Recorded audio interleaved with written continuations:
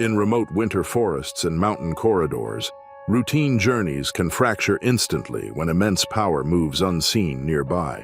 Heavy steps, sudden charges, and shattered shelters leave little time for thought or escape. From live-streamed tragedies to desperate last stands against the cold, expectations shift fast. In this video, we'll uncover 6 chilling encounters, each complete, documented, and impossible to ignore fully. December 7th, 2025. The Ussuri-Krai region stretched across the southeastern corner of Russia, a vast wilderness where the Sikot-Alin mountain range met dense taiga forest. The area was sparsely populated and known mainly to hunters, researchers, and the occasional adventurer drawn to its untouched winter landscapes.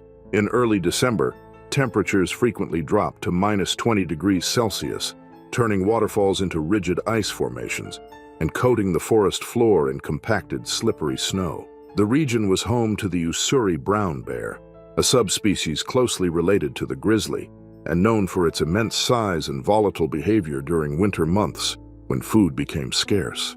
Maxim Volkov, a 31-year-old outdoor enthusiast from Vladivostok, had built a following by documenting remote wilderness areas. His content was valued for its straightforward approach, free from staged drama or exaggerated danger. On that frigid morning, Maxim ventured deep into the forest, several kilometers from the nearest logging road, carrying equipment for a multi-day trek. His pack held standard supplies: a cold-rated sleeping bag, tent, cooking gear, and provisions such as dried meats and salted fish. His goal was to document frozen waterfalls along tributary streams, feeding into the Ussuri River. The morning passed without incident. Maxim filmed several ice formations, capturing how sunlight filtered through frozen cascades to create prismatic reflections. The forest was unnervingly quiet, the deep winter silence that settled when most animals had retreated into dens or migrated elsewhere. Snow crunched beneath his boots as he followed what appeared to be an old game trail, now mostly buried beneath fresh snowfall from the previous night. Near midday, Maxim stopped to adjust his camera equipment and check his location using a handheld GPS device. He was roughly 8 kilometers from his starting point, farther than planned for the first day.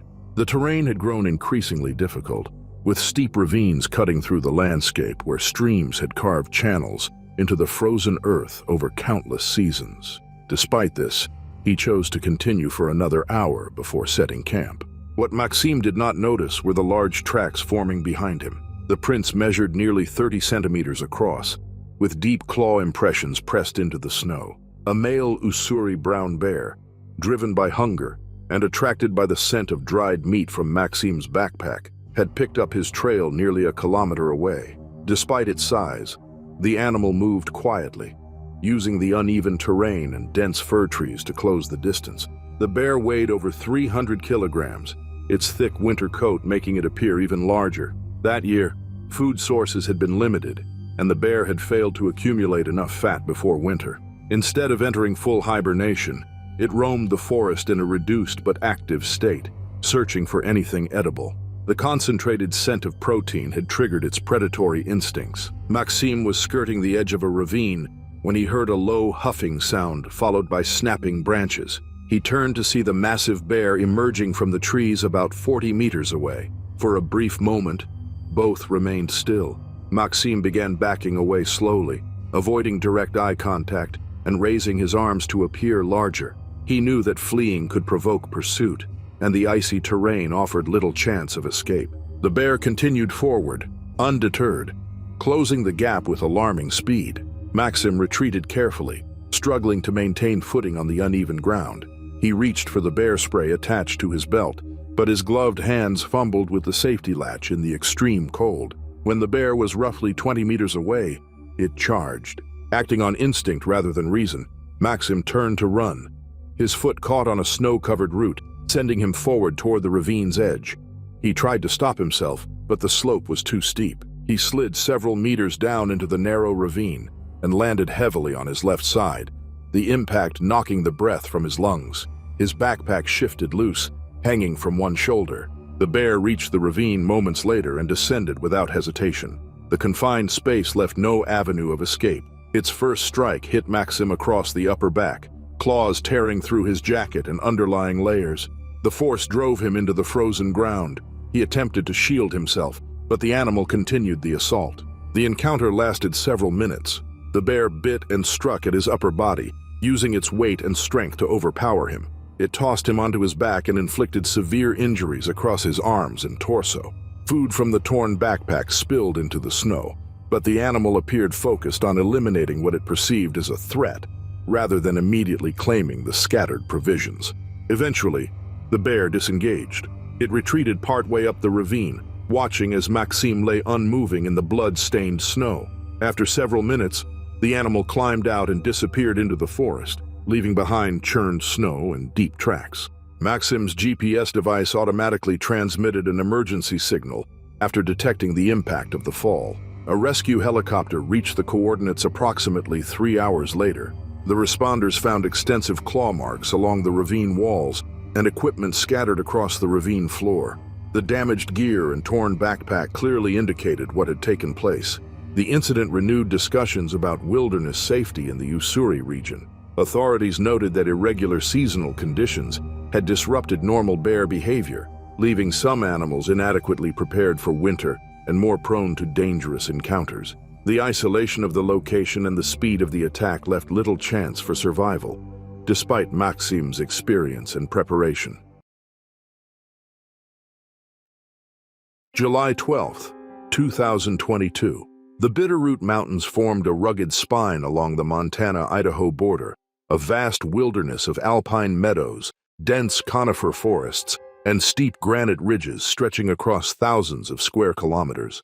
The region had supported black bear populations for thousands of years, with animals thriving in isolated valleys far from human development. During the summer of 2022, however, prolonged drought conditions affected much of the surrounding region. Wildfires in nearby areas displaced wildlife, forcing animals into tighter territories and increasing competition for already limited food sources. Hannah Miller, a 29-year-old photographer from Missoula, had driven for several hours to reach a remote access point leading into the southern backcountry. She specialized in landscape photography, and the combination of wildflower-filled meadows and dramatic mountain views made the area especially appealing for a solo day hike. The route wound through mixed forest, dominated by lodgepole pine and Douglas fir, gradually climbing toward exposed overlooks with wide, sweeping views of the surrounding terrain. Hannah began her hike around 9 in the morning. She carried a small day pack containing water, energy bars, trail mix, and her photography equipment. She had shared her planned route with a friend and brought a satellite communication device in case of emergency. The morning conditions were favorable, with mild temperatures and broken sunlight filtering through the canopy, creating ideal lighting for photography. By early afternoon, Hannah had traveled approximately 7 kilometers from her starting point. She reached a section of trail that narrowed significantly and followed a steep drop-off. On one side, the mountainside fell away sharply for several dozen meters. On the other, dense huckleberry bushes formed a wall of thick vegetation that limited visibility beyond the trail. While adjusting her camera settings, Hannah noticed bear scat along the path. Based on its condition, she judged it to be at least a day old. As a precaution, she made deliberate noise by clapping and calling out intermittently, a common technique used to reduce the chance of surprising wildlife at close range. Unbeknownst to her, a large male black bear had been foraging in the huckleberry thicket less than 20 meters away. The animal weighed approximately 150 kilograms, noticeably larger than average. Due to the dry conditions, berry growth had been inconsistent, and the bear had been forced to range farther than usual in search of food. When Hannah's scent reached the animal, combined with the smell of dried fruit and nuts from her trail mix, its focus shifted toward the potential food source. The bear burst from the undergrowth with little warning, crashing through the bushes roughly 10 meters ahead and blocking the trail. Hannah froze as the animal stood facing her. For several seconds, neither moved. She slowly began backing away, raising her arms in an effort to appear larger while maintaining a calm posture. The bear advanced several steps. Hannah continued retreating, but her footing failed when her boot landed on a loose rock. Her ankle twisted slightly, causing her to stumble. The sudden, unbalanced movement triggered a charge. The bear lunged forward with startling speed. Hannah attempted to turn and flee, but managed only a few steps before the animal reached her. A powerful strike from the bear's paw hit her right shoulder. The force knocked her off balance and sent her crashing onto the rocky trail. Her head struck the ground, momentarily blurring her vision. Intense pain shot through her right arm as the claws tore through fabric and skin, leaving deep scratches from shoulder to elbow. Blood quickly soaked into the torn sleeve. The bear hovered over her briefly, breathing heavily. During the fall, Hannah's pack had partially slipped free. The bear seized it, shaking it violently and scattering its contents across the trail. A container of trail mix split open, spilling food onto the ground. The bear dropped the pack and began eating with hurried movements, focused on the scattered contents. Still disoriented, Hannah rolled onto her side and slowly pushed herself upright. Pain radiated down her arm, and blood continued to run toward her hand. The bear remained only a few meters away, focused on the food, but clearly aware of her presence.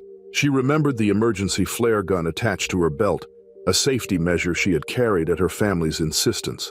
Using her uninjured hand, Hannah removed the flare gun from its holster. The bear briefly looked up and shifted position. She raised the device and fired. The flare streaked overhead and detonated in a bright flash and cloud of smoke some distance away. The sudden noise and light startled the bear, causing it to rear up momentarily before dropping back down. She fired another flare, this one landing closer. The bear circled, agitated and vocal, torn between the food and the disturbance. Hannah continued, making herself appear large and assertive. A third flare landed between the bear and the spilled food, hissing and smoking. This finally caused the animal to disengage. It turned and retreated into the forest, moving uphill and out of sight. Hannah remained seated for several minutes, waiting for the shaking in her legs to subside. Her head throbbed, and she experienced nausea and lingering visual disturbance. The bleeding from her arm slowed but did not stop. She retrieved what remained of her pack and used a spare shirt to tightly wrap her upper arm as a temporary bandage. The return hike took nearly 4 hours. Hannah moved slowly, stopping often to manage dizziness and pain. She activated her satellite device to notify emergency services, but chose to continue toward her vehicle rather than wait in place. Much of her equipment, including her camera, was left behind. By the time she reached her car, daylight was fading and the bandage was saturated. She drove to the nearest town, where medical personnel treated her at a small hospital. Her injuries required extensive cleaning and dozens of stitches, and she was diagnosed with a moderate concussion that required overnight monitoring.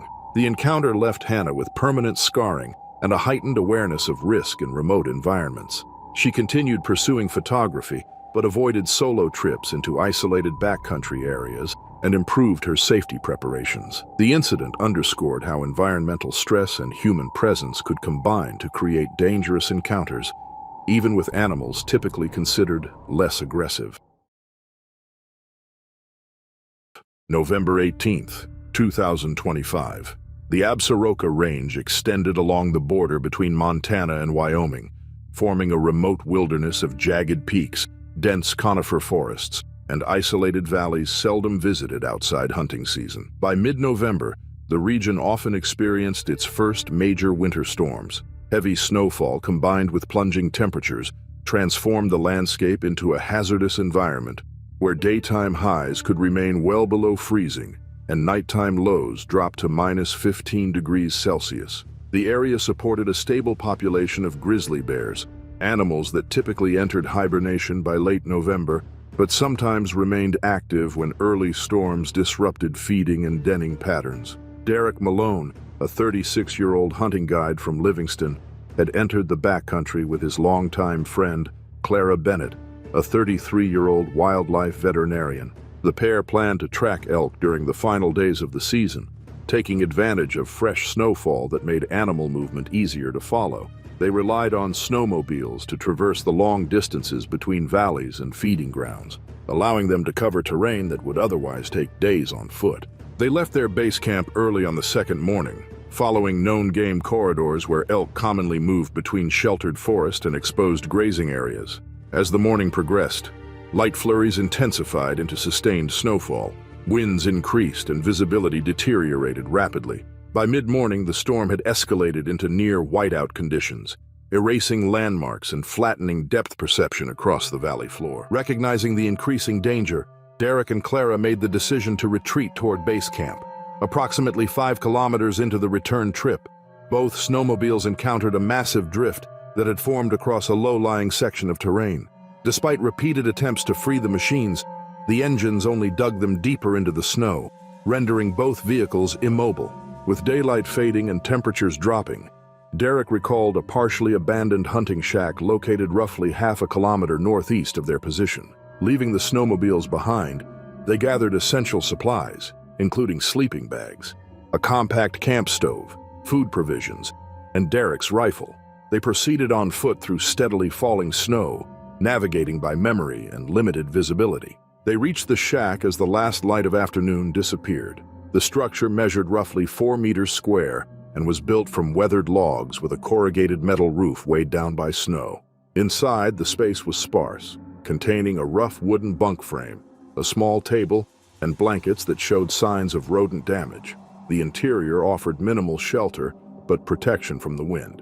Derek and Clara used spare clothing and gear to block gaps around the door and window, attempting to seal out the cold. The camp stove provided limited warmth, barely raising the interior temperature above freezing. They suspended their food supplies from a nail driven into a roof beam, overlooking the fact that the shack had likely served as a meat storage site in previous seasons. The wooden walls retained the scent of harvested animals accumulated over many years.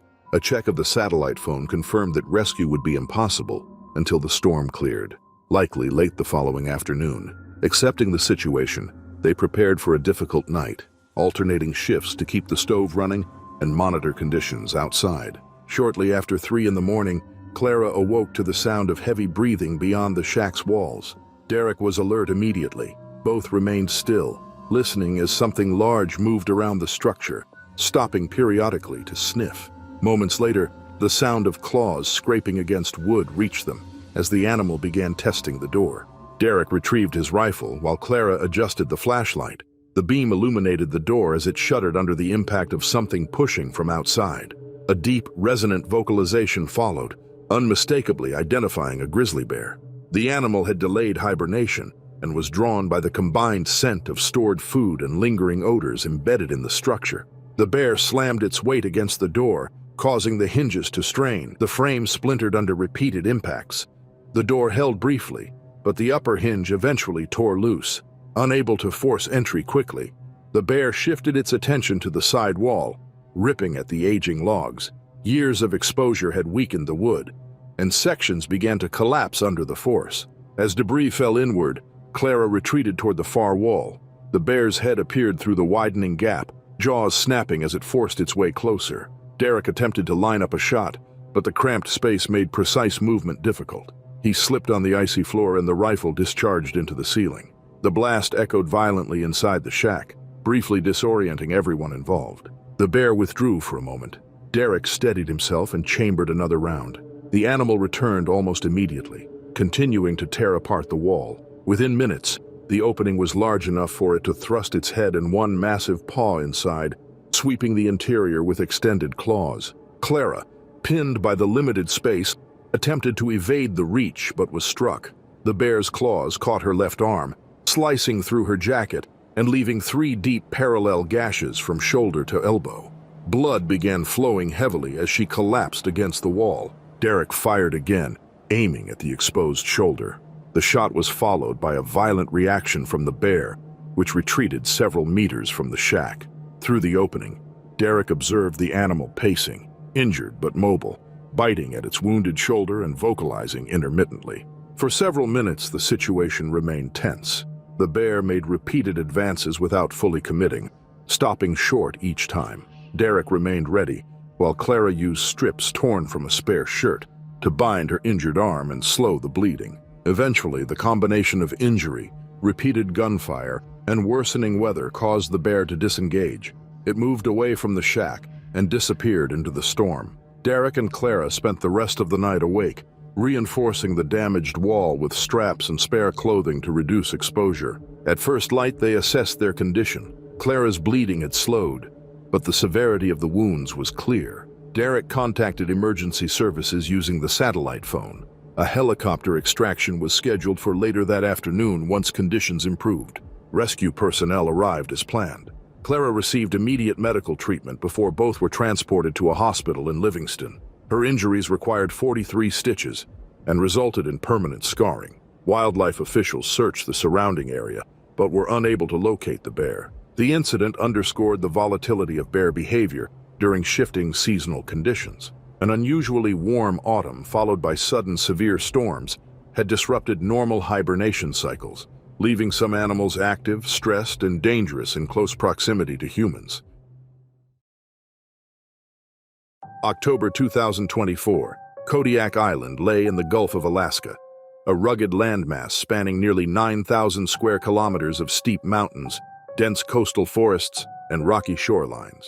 The island was home to the Kodiak bear, a subspecies of brown bear recognized as one of the largest land predators on Earth, with adult males occasionally exceeding 600 kilograms. October marked the latter part of the salmon run, a critical period when bears fed intensively in preparation for winter hibernation. During this time, coastal zones experienced heightened bear activity as animals sought concentrated sources of protein, increasing the likelihood of encounters with humans despite the island's vast and sparsely populated terrain. Tessa Holloway, a 34-year-old ecologist from Anchorage, had spent 3 weeks cataloging seabird nesting sites along the island's remote eastern coastline. Her assistant, Jared Kim, a 29-year-old recent graduate in marine biology, joined her for the final week of fieldwork. They established a temporary base camp approximately 2 kilometers inland and traveled daily to observation points along the coast using a small electric utility vehicle. The vehicle carried equipment, supplies, and preserved fish specimens used as bait in tagging studies conducted throughout the region. On the morning of October 14th, Tessa and Jared drove along a narrow coastal track leading to a rocky ledge overlooking a cluster of small offshore islands where puffins and cormorants nested. The elevated position provided a clear vantage point for monitoring breeding colonies and assessing population changes. They parked the vehicle roughly 10 meters from the cliff edge, selecting a section of ground that appeared stable and level. The morning progressed without issue. Tessa worked with spotting scopes to count nests and observe behavior, while Jared recorded data and photographed specific sections of the colonies. Several preserved fish specimens were stored in a cooler secured to the rear platform of the vehicle, intended for use later in the afternoon. During transport, the cooler had developed a hairline crack, allowing fish oil and residue to leak and accumulate unnoticed on the metal surface below. Around midday, Jared detected movement in a dense alder thicket lining the hillside above their position. He alerted Tessa, and both observed as an enormous Kodiak bear emerged from the vegetation approximately 40 meters uphill. The animal was clearly a mature male, distinguished by its massive frame, pronounced shoulder hump, and broad skull. It paused briefly, standing still while testing the air, processing the mixture of natural coastal scents and the strong odor of fish. The bear had detected the concentrated smell coming from the vehicle. Although natural food was plentiful during salmon season, the dense, easily accessible source of protein proved enticing. The animal began descending the slope with deliberate, confident movements. Tessa and Jared retreated toward the cliff edge, attempting to discourage the bear by making themselves appear larger and maintaining visible movement. The bear showed no hesitation. It reached the vehicle and began inspecting the cooler, tugging at the straps and biting into the plastic casing. The vehicle rested on ground that sloped subtly toward the cliff. When the bear reared up to reach the cooler more effectively, its weight caused the vehicle to shift backward. The front wheels lifted slightly off the ground. Concerned that the vehicle and their equipment might topple over the edge, Tessa made the critical decision to intervene using a handheld marine flare. She approached within approximately 5 meters of the vehicle and discharged the flare. The projectile passed close to the bear and detonated over the water in a burst of red smoke. The sudden stimulus startled the animal, but instead of retreating, it redirected its focus toward Tessa. The bear dropped to all fours and charged. The distance closed almost instantly. The animal struck Tessa with overwhelming force, driving her backward into the vehicle's frame. The impact caused severe internal injuries as her body absorbed the full momentum of the collision. The bear seized her shoulder in its jaws and shook violently, using its strength to subdue what it perceived as a direct threat. Jared, momentarily immobilized by shock, reacted by retrieving additional flares from their equipment bag. He discharged one toward the bear while moving erratically near the vehicle. The flare struck the animal's hindquarters. The bear released Tessa, who collapsed against the front tire, unresponsive. The bear circled briefly, breathing heavily and swinging its head, weighing whether to continue the attack. A second flare landed between the bear and Tessa's still body. The noise and smoke finally prompted the animal to disengage. It moved uphill, stopping once to look back before disappearing into the alder thicket. Jared reached Tessa and assessed her condition. She was barely conscious, her breathing shallow and uneven. Blood soaked through her jacket from multiple wounds around her shoulder and neck. He activated their emergency beacon and contacted rescue services using a satellite phone, providing precise location data. Jared attempted basic first aid, applying pressure where possible, but her injuries were extensive. Over the next several minutes, her breathing became increasingly irregular. She lost consciousness roughly half an hour after the encounter. A rescue helicopter arrived less than an hour after the distress signal was sent. Emergency personnel initiated treatment immediately, but Tessa had already succumbed to her injuries. The combination of severe trauma, blood loss, and internal damage proved fatal. Jared, suffering from shock and minor abrasions sustained during the incident, was evacuated along with her remains. The vehicle was left partially tilted toward the cliff edge, its metal surfaces deeply scored by claw marks. The damaged cooler lay nearby, its contents scattered and consumed. Later investigation confirmed that the bear had returned after the site was abandoned and destroyed what remained of the equipment. Wildlife officials evaluated whether to locate and destroy the animal, but ultimately chose not to, concluding that the bear had been responding to a perceived food opportunity and withdrew once resistance escalated. The incident underscored the inherent dangers of conducting fieldwork in Kodiak bear territory, particularly during seasons when bears aggressively pursued high-calorie food sources ahead of winter. July 2023.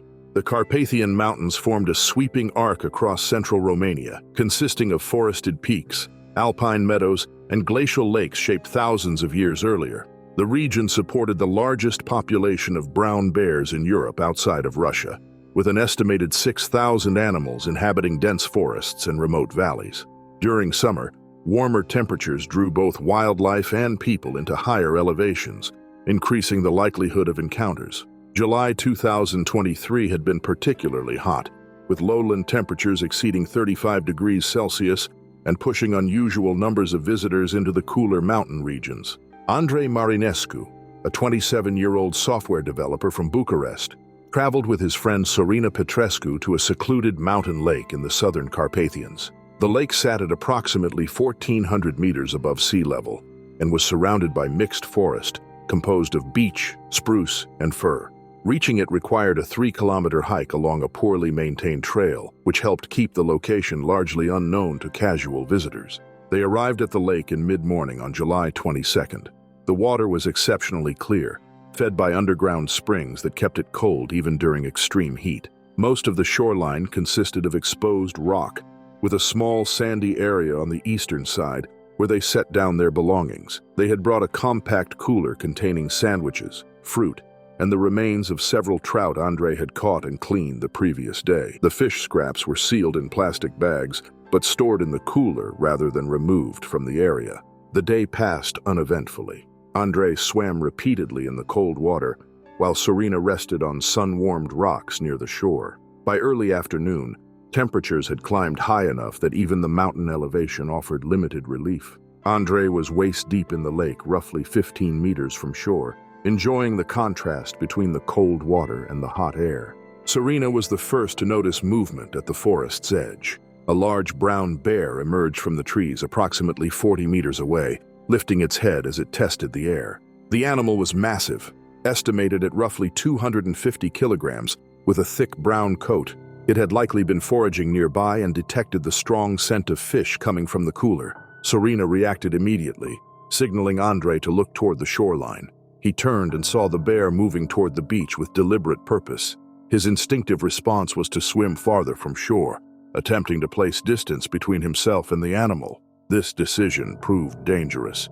Brown bears were powerful swimmers, capable of moving through water more efficiently than humans. The bear reached the water's edge and entered without hesitation. Using strong, steady strokes, it closed the distance rapidly. Andrei attempted to change direction and swim toward the opposite shore, but fatigue and prolonged exposure to cold water had already weakened him. The bear reached him within seconds. Andrei felt a powerful grip seize his leg and pull him beneath the surface. He resurfaced, gasping, disoriented, and struggling to breathe as the bear's head loomed nearby. The animal bit down on his right shoulder, teeth penetrating fabric and muscle. Pain surged immediately as blood spread into the water around them. The bear shook its head, causing severe damage to Andrei's shoulder. It released briefly before lunging again, striking his upper arm and leaving 3 deep, parallel wounds from its claws. The water grew increasingly clouded as Andrei fought to remain afloat. On shore, Serena reacted instinctively. She began throwing rocks toward the bear, creating splashes and noise in the water. She grabbed a fallen branch and moved to the edge of the lake, wading in shallow water and swinging the branch while making aggressive movements. The sudden disturbance diverted the bear's attention. The bear turned toward Serena, releasing Andrei. Using his remaining strength, Andrei swam toward shore. His right arm hung useless, trailing blood forcing him to rely on his left arm and legs. He reached the rocks and pulled himself out of the water, trembling and struggling to breathe. The bear briefly pursued him but slowed as Serena continued throwing rocks and branches. Several struck the animal's head and shoulders. The bear huffed loudly, then abandoned its pursuit.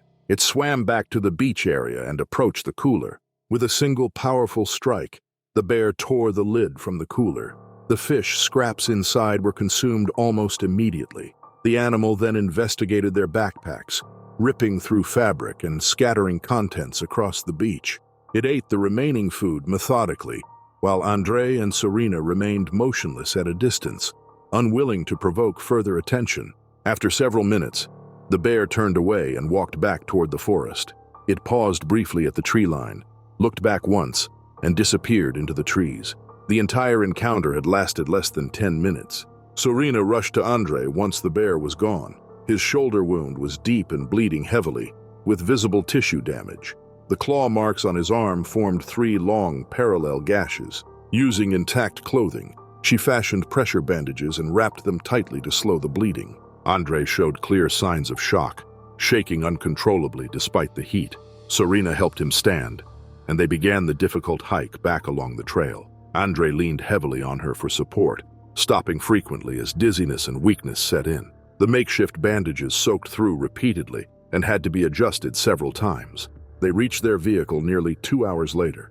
Serena drove immediately to the nearest hospital, roughly 30 kilometers away. Medical staff took Andrei into surgery upon arrival. The shoulder injury required extensive repair due to significant muscle damage, and the claw wounds needed thorough cleaning and closure. In total, more than 60 stitches were required. Andrei remained hospitalized for 4 days and underwent months of physical therapy to regain full use of his arm. Permanent scarring remained. Wildlife officials later determined that the bear had likely become accustomed to human food sources due to improperly discarded fish waste in the area. The extreme heat, strong food scents, and Andrei's movement in the water combined to create conditions that led to the attack. February 2021. Svalbard was a Norwegian archipelago in the Arctic Ocean, located roughly halfway between mainland Norway and the North Pole. The islands covered more than 60,000 square kilometers of glaciers, frozen tundra, and shifting sea ice that expanded and contracted with the seasons. February marked the depths of polar winter, bringing continuous darkness, temperatures that routinely dropped to -30 degrees Celsius, and thick pack ice extending far from shore. The region supported an estimated 3,000 polar bears that hunted seals across the ice, making them the dominant predators in this extreme environment. Human presence was minimal and consisted primarily of small research groups and isolated industrial operations, where carrying firearms was a standard safety requirement due to the persistent risk of bear encounters. Erik Halldorsen, a 38-year-old marine biologist from Oslo, and his assistant Freya Lund, a 34-year-old research technician, had established a temporary field camp on drifting pack ice, approximately 15 kilometers from the nearest landmass. Their work focused on ringed seal populations and breeding behavior during the late winter season. The camp consisted of 3 insulated tents, equipment crates, scientific instruments, and sleds used for transport across the ice. They stored frozen meat and fish for personal consumption, along with seal carcasses used as bait in tagging studies. The camp had been active for 11 days without incident. Both researchers were experienced in Arctic fieldwork and well-versed in polar bear safety protocols. They maintained strict watch rotations and had installed an alarm wire perimeter around the camp, designed to trigger loud bells if disturbed. Loaded rifles were kept readily accessible at all times. Despite these precautions, the combination of stored food, baited carcasses, and human scent created a powerful attractant that could draw bears from great distances. On the morning of February 16th, around 5:30 during the perpetual darkness, Freya was on watch inside the main tent when the alarm bell suddenly rang out across the ice. She immediately alerted Erik. Both grabbed their rifles and high-powered flashlights before stepping outside into the extreme cold. Their beams cut through the darkness and revealed a massive male polar bear roughly 30 meters from the camp, advancing steadily in their direction. The animal was enormous, estimated to weigh more than 500 kilograms, with a yellowish-white coat and elongated neck, adapted for seal hunting. Polar bears were the most carnivorous of all bear species and were known to regard humans as potential prey more readily than other bears, making encounters particularly dangerous. Erik fired a warning shot into the air, the report echoing across the frozen expanse. The bear paused briefly, but did not retreat. Instead, it began circling the camp, clearly tracking the source of the strong food scent. Freya launched a flare, which arced through the darkness and briefly illuminated the bear in harsh red light. The animal reacted to the flash but continued its approach from a different angle. Without warning, the bear charged. The distance closed rapidly as Erik and Freya retreated toward the equipment tent, creating noise by striking metal containers in an attempt to deter the animal. The bear reached the nearest tent and tore through the reinforced fabric with a single powerful swipe. The sound of ripping material was followed by the crash of equipment being thrown aside. The bear forced its head into the torn tent, clawing and biting at everything within reach. Sleeping bags were shredded, and scientific instruments were crushed under its weight. It located a cache of frozen fish and consumed it quickly before continuing to tear apart the interior in search of additional food. Erik fired another shot, deliberately aiming near the bear's position to startle it without inflicting injury. Ice fragments sprayed upward, and the bear withdrew from the tent momentarily, huffing and shaking its head. It then moved directly toward the storage crates stacked near the sleds. These contained the seal carcasses used as bait, and the concentrated scent drove the animal into a focused feeding frenzy. The bear ripped open the wooden crates with ease, dragging out carcasses and consuming them rapidly. It periodically paused to observe the researchers, who maintained a cautious distance. When Freya attempted to move toward a sled to retrieve additional flares, the bear noticed the movement and took several aggressive steps in her direction. Freya halted immediately as Erik fired another warning shot closer than before. The bear reared up briefly, standing nearly 3 meters tall, before dropping back down and returning to the scattered food. The display underscored the animal's dominance and unwillingness to abandon the area while food remained available. For approximately 30 minutes, the bear systematically destroyed the camp. Sleds were overturned, containers ripped apart, and 2 of the 3 tents were shredded beyond use. Deep claw marks scored nearly every surface. Equipment valued at thousands of euros was crushed or scattered across the ice. Throughout the ordeal, Erik and Freya carefully managed their distance, using warning shots only when necessary and avoiding actions that might provoke a more aggressive response. Eventually, having exhausted all accessible food sources, the bear lost interest. It wandered away from the camp, stopping several times to look back before disappearing into the darkness. The researchers waited an additional hour before approaching the remains of their camp. The site was no longer usable. Freya had sustained minor bruises and superficial scratches from slipping on ice during the encounter, but both avoided serious injury. They activated their emergency beacon, and rescue personnel extracted them by helicopter approximately 12 hours later, once conditions allowed. The incident reinforced the extreme danger polar bears pose to Arctic field operations and demonstrated the animal's persistence when drawn by food. It also highlighted the limitations of deterrence in an environment where humans operated deep within the territory of a highly specialized apex predator.